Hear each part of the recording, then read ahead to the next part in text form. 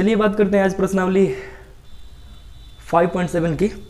और जो ये पर्टिकुलर 5.7 प्रश्नावली है ना, ये बेस्ड है सेकेंड ऑर्डर डेरिवेटिव पे। तो क्या होते हैं सेकेंड ऑर्डर डेरिवेटिव? अपना एक बार उसे ट्राई करेंगे हम जानने को। जैसे मैंने यहाँ लिख रखा है कि सेकेंड ऑर्डर डेरिवेटिव होता है, उसका जो हिंदी मीनिंग होता है वो द्वितीय कोटि का अवकलन होता है ना, द्वितीय कोटि का अवकलज होता है। मैं कई चीज़ आपको बताया था। देखिए एक मिनट के ध्यान से यहाँ देखिए, आप ऐसे तो समझ पाएंगे कि क्या होता है द्वितीय कोटि का अवकलज। इससे पहले कि थोड़ा सा हम द्वितीय कोटि पे बात करें, थोड़ी सी हम बात करना चाहेंगे अवकलज जो ये शब्द है इसके बारे में, डेरिवेटिव के बारे में। थोड़ी मैं पहले भी बताया हूँ लेकिन फिर एक बार मैं बता रहा हूँ कि आप जो चीज़ें पढ़े थे ना कि y = f(x), अब मैं अगर पूछ देता हूँ कि x के सापेक्ष इसका अवकलन करिए, पर्टिकुलर ये गिवन फंक्शन है कोई, तो पूछ रहा है कि इसका अगर x के रिस्पेक्ट में अवकलन करिए, तो आपके दिमाग में ये चलती हैं चीज़ें कि आप इसे लिखते हैं कि d/dx यानी कि ddx ऑफ y, ऐसा कुछ। आप बगल में इसे लिखते हैं कि इसका अवकलन करने के बाद मैंने जो पूरी प्रोसेस है, पूरी प्रोसेस करने के बाद ये हो सके f'(x) में कन्वर्ट हो जाए। तो जो पर्टिकुलर f'(x) जो कन्वर्ट हुआ है ना, मतलब कि जो चीज़ें y बराबर f(x) अगर किसी पर्टिकुलर गिवन फंक्शन की जो अवकलन निकल के आई है, ये बोलिए अवकलन करने के बाद जो ये वैलिड आंसर आया है, इसी को बोलते हैं अवकलज, इसी को अवकलज बोलते हैं पर्टिकुलर f(x) का। और रही बात कि dy/dx को बोलते हैं अवकल गुणांक, यानी कि डिफरेंशिएशन कोफिशिएंट इसको बोलते हैं। तो दो तीन चीज़ें जो होती हैं, एक होता है डिफरेंशिएशन अवकलन होता है, एक होता है डेरिवेटिव, एक होता है डिफरेंशिएशन कोफिशिएंट, यानी कि जो अवकल गुणांक होता है dy/dx को बोलते हैं, f'(x) यानी कि पर्टिकुलर फंक्शन का अवकलन करने के बाद जो आंसर बन के आता है, इसे बोलते हैं पर्टिकुलर ये अवकलज। किसका? तो पर्टिकुलर गिवन फंक्शन का। और साथ ही साथ जो पूरी प्रोसेस आप करके आए थे यहाँ तक, जैसे मैंने यहाँ लिख दिया कि e⁻x प्लस में sin x, इसका अवकलन करने के बाद इन फाइनली लास्ट में जो आंसर आता है, तो अवकलन की प्रोसेस में जो यहाँ से यहाँ तक पहुँचे आप, जो पूरी प्रोसेस लगाए हैं, उसी को अवकलन बोलते हैं। लेकिन ये जो आंसर आता है लास्ट में, उसे अवकलज बोलते हैं।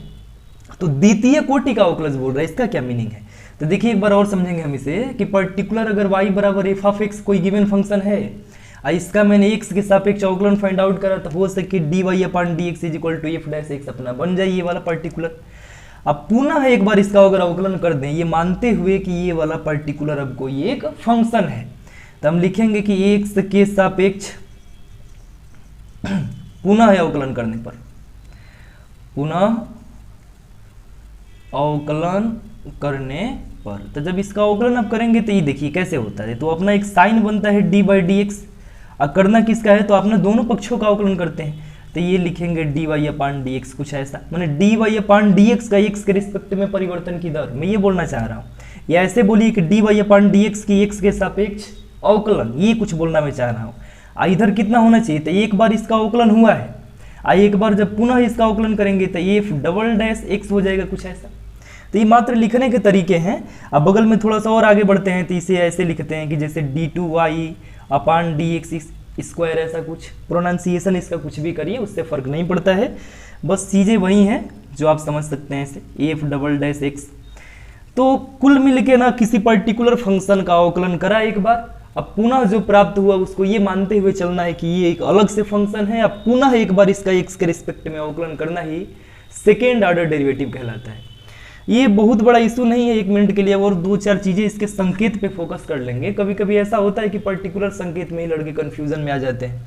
जैसे ये लिखा है कि y = f(x), कोई पर्टिकुलर गिवन फंक्शन है ये, इसका x के रिस्पेक्ट में अवकलन जो बनता है ये dy/dx होता है, ऐसा कुछ जो x के रिस्पेक्ट में अवकलन इसका करते हैं, तो संकेत ये बनता है। अब पर्टिकुलर इसका संकेत f'(x) बनता है, लेकिन इसी चीज़ को जो dy/dx है, इसी को कभी कभी वो y1 भी लिख देता है, और कभी कभी इसे y' भी लिख देता है। एक बार ऐसे यहाँ पे डैश लगाएगा y', फिर जो मैंने ये वाला शब्द लिखा ना, ये टर्मलाइज सेकेंड ऑर्डर डेरिवेटिव का जो ये साइन है, इसको आप ऐसे नोट कर सकते हैं कि d2y/dx², इसे आप नोट कर सकते हैं कि y2, यानी कि दो बार अवकलन करा गया है। तो मतलब कभी कभी संकेत में d2y/dx² के बदले अगर कहीं y2 लिखे तो कंफ्यूजन नहीं होना है, और साथ ही साथ इसे y'(x) लिख सकता है। तो ये छोटी छोटी जिन चीज़ों को आपको जानना चाहिए था, मैं यहाँ पर्टिकुलर अपना लिख दिया हूँ, इसे एक बार रिकॉल कर लीजिएगा। ये पूरे का पूरा अगर मीनिंग समझ पाए हैं तो कोई बड़ा दिक्कत नहीं है क्वेश्चन को सॉल्व करने में। मैंने एक बार अवकलन करना है, अब पुनः अवकलन करने के बाद जो ये वैल्यू बन के आएगी उसका पुनः एक बार अवकलन करना है, यही पूरा का पूरा प्रोसेस कहलाता है सेकेंड ऑर्डर डेरिवेटिव। चलिए इसको नोट करिए, फिर हम सीधा सीधा चलते हैं क्वेश्चन की श्रृंखला पे। एक दो क्वेश्चन लेंगे फिर एक्सरसाइज पे फोकस करेंगे। चलिए देखेंगे पर्टिकुलर छोटे छोटे क्वेश्चनों से हम शुरुआत कर रहे हैं। जो बेसिक लेवल के छोटे छोटे क्वेश्चन इनसे एक बार प्रैक्टिस करेंगे, फिर अच्छे लेवल के भी क्वेश्चन अपने बुक में गिवन है। तो ये जो चीजें हैं इसके लिए पूछा है कि d2y/dx² की वैल्यू कैलकुलेट करिए कि क्या निकल के आएगा। मतलब कुल मिल के आपसे पूछ रहा है ना कि इस फंक्शन का, जो फंक्शन ये गिवन है इसका 2 बार अवकलन करिए, जो आंसर आएगा उसी को नोट करना है, ठीक है। तो ये सेकेंड ऑर्डर डेरिवेटिव का ये चूंकि साइन है अपना, यानी कि सेकेंड ऑर्डर का मतलब ये 2 से है अपना, ये जो पर्टिकुलर जो चढ़ा ये 2 है ना, कि मतलब 2 बार अवकलन करना है गिवन फंक्शन का, ठीक है। तो लिखेंगे कि x के सापेक्ष अवकलन करने पे ये बगल में हो जाएगा dy/dx, एक्स क्यूब का अलग से करेंगे, यानी कि d/dx ऑफ एक्स क्यूब अब प्लस में d/dx tan x का, सॉरी d/dx tan x का। तो ये एक्स क्यूब का सबको समझ में आ रहा है, ये छोटी छोटी चीजें तो पहले से भी आप पढ़ चुके हैं। अब प्लस में tan x का sec² x, ऐसा तो एक बार तो अवकलन हो गया। ये पर्टिकुलर वैल्यू है किसकी, dy/dx की। अब इसे ये मान के चलना है कि ये अब नया फंक्शन है, इससे पुनः एक बार x के सापेक्ष अवकलन करना है। तो लिखना पड़ता है कि x के सापेक्ष पुनः अवकलन करने पे इधर d/dx किसका, तो dy/dx का, जिसे आप d2y/dx² नोट कर सकते हैं। इसका प्रोनाउंसिएशन बहुत होता है लेकिन आप यही पढ़ो, है ना।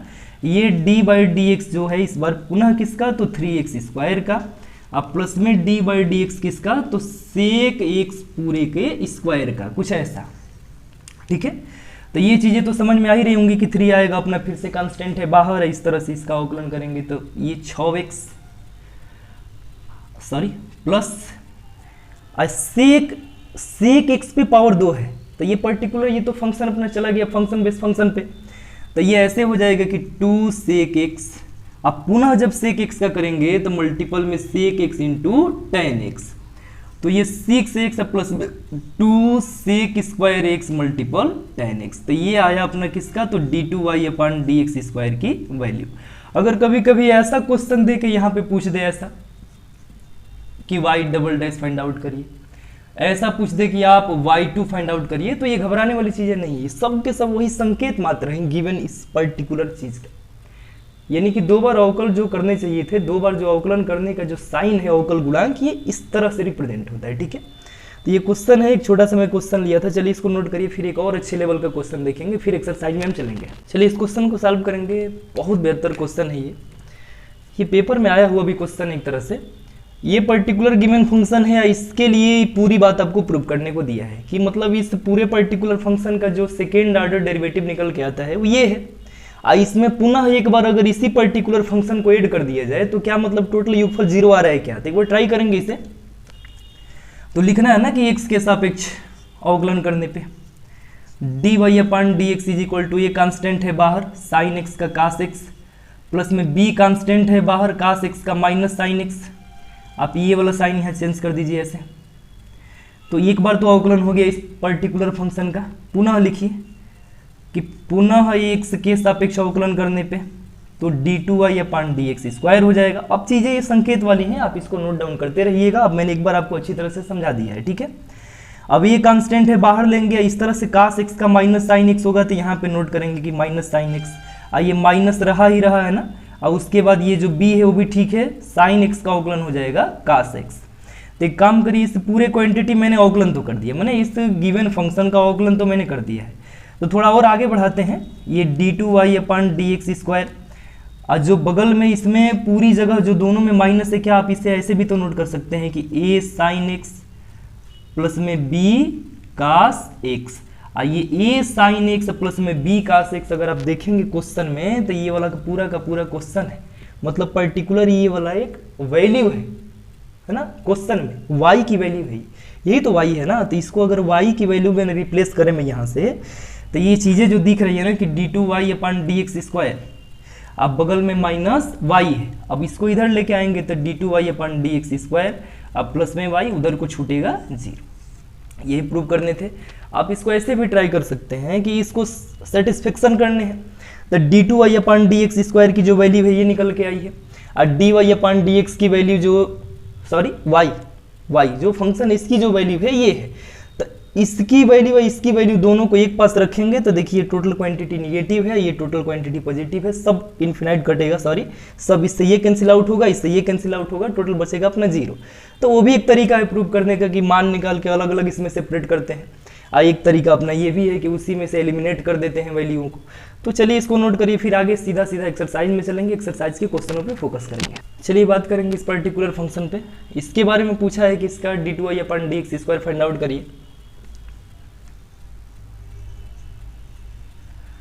ये पहला क्वेश्चन है आपका, बहुत आसान क्वेश्चन है, मैं बस लिख दिया हूँ इसे कि शुरू से एकदम छोटे क्वेश्चनों से शुरुआत करेंगे, फिर लेवल वाले क्वेश्चन को भी एक बार देखेंगे, है ना। तो x के सापेक्ष जब अवकलन करेंगे तो dy/dx, और उधर सबका अलग से करना है तो 2x और 3x का अपना 3, 2 का 0। लिखिए कि पुनः x के सापेक्ष अवकलन करने पर तो ये d2y/dx² इज इक्वल में 2x का हो गया केवल 2, और इस पर्टिकुलर 3 का जो अवकलन हो गया वो हो गया 0। तो ये बन गई अपनी d2y/dx² की वैल्यू। तो क्वेश्चन आसान था, बट एक दो और क्वेश्चन देखेंगे। इस क्वेश्चन को देखेंगे, ये दूसरा क्वेश्चन है अपना, कि पूछा है कि फिर से ये d2y/dx² की वैल्यू फाइंड आउट करिए, ये वाला। तो x के सापेक्ष अवकलन करेंगे तो एक बार में ये dy/dx हो जाएगा, ये हो जाएगा 20x⁻⁻s। फिर उसके बाद पुनः जब x के सापेक्ष इसका अवकलन करेंगे तो d2y/dx², ये 20 तो कांस्टेंट है बाहर, अब मल्टीपल में ये 19x⁻, कितना 18s। इसका मल्टीपल कर दीजिए, 19 दूनी 38 यानी कि 380x⁻18। ये वाला अपना आंसर है पर्टिकुलर इस गिवन फंक्शन का सेकेंड ऑर्डर डेरिवेटिव तक। इतने छोटे छोटे क्वेश्चनों का बहुत मतलब नहीं है, बट प्रैक्टिस के लिए सारे क्वेश्चन मैं ले रहा हूँ। चलिए एक बहुत बेहतर इसके बाद क्वेश्चन देखेंगे, इससे पहले इसको नोट करें। चलिए एक बार थोड़ा हम बात करेंगे पर्टिकुलर जो y/f(x) जो गिवन फंक्शन होता है, इसके लिए जो मैंने ये कैलकुलेट करा है d2y/dx² यानी कि सेकेंड ऑर्डर डेरिवेटिव।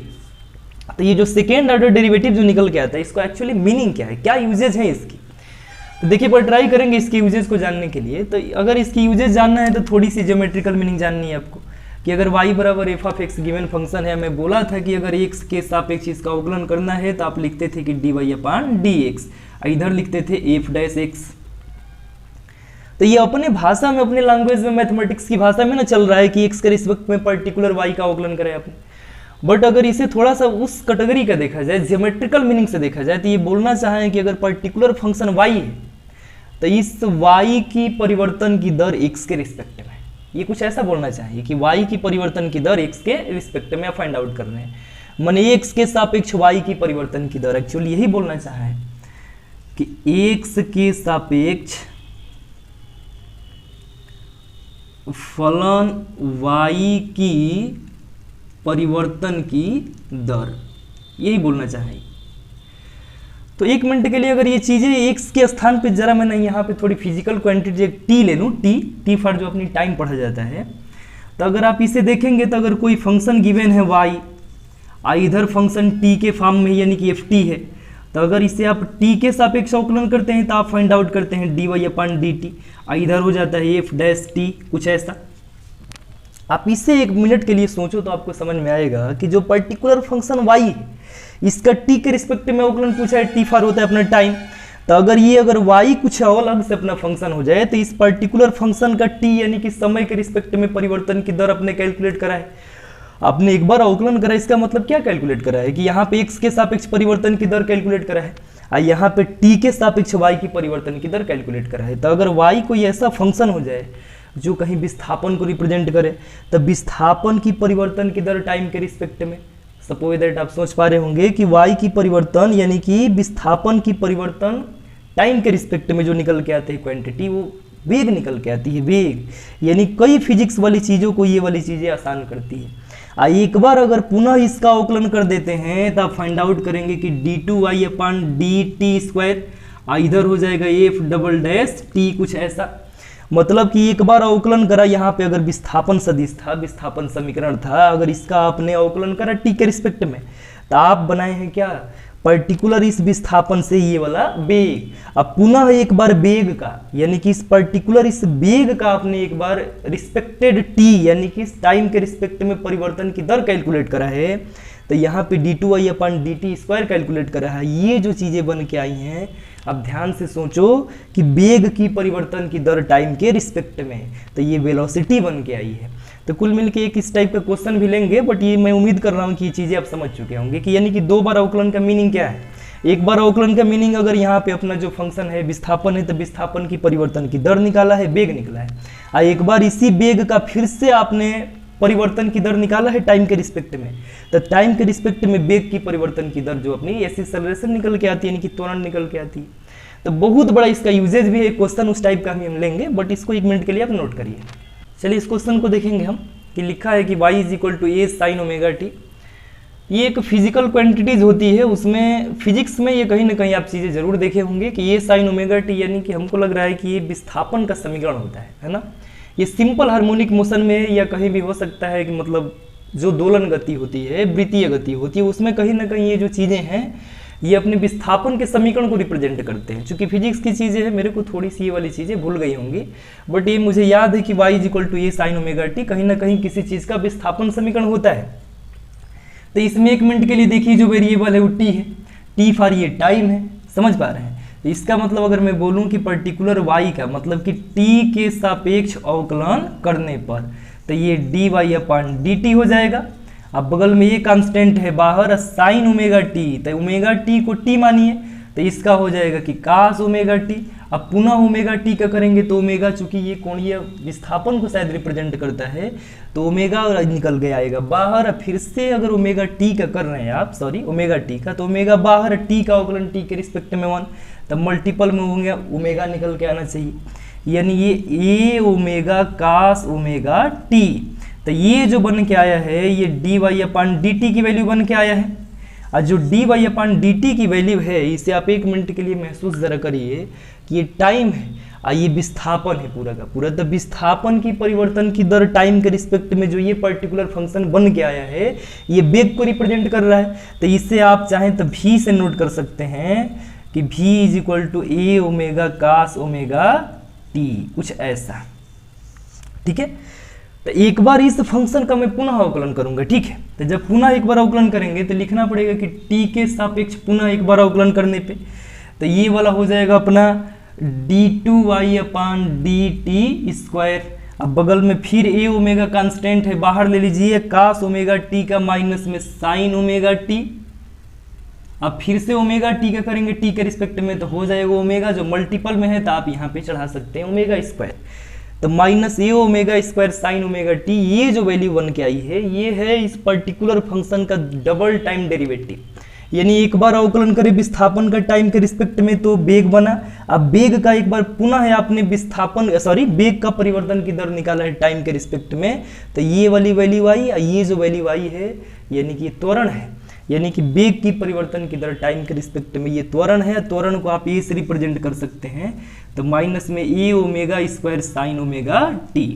अच्छा, इन चीज़ों को कभी कभी वो मतलब a एंड y के फॉर्म में डेवलप यहाँ कर लेता है। जैसे यहाँ से आप देख सकते हैं कि sin ωt इक्वल हम कैलकुलेट कर सकते हैं y/a, तो यहाँ पे आप अगर ऐसे लिख सकते हैं कि खाली sin ωt y/a, अगर इसमें वैल्यू रखें आप तो माइनस में a ओमेगा² मल्टीपल में y मल्टीपल a, तो ये कैंसिल आउट हो जाएगा, अपना बन जाएगा खाली ओमेगा² y माइनस में, ये बनता है अपना त्वरण। मैं उम्मीद कर रहा हूँ ये चीज़ें आपको समझ में आई होंगी। ये कहीं ना कहीं बहुत बेसिक चीज़ें हैं, ठीक है, बड़ी यूजेज हैं इन सारी चीज़ों का फिजिकल क्वांटिटीज़ में। इसको नोट करिए, फिर अगली श्रृंखला क्वेश्चन की अपनी चलेगी कल से, तो आज यहीं तक रहने देते हैं।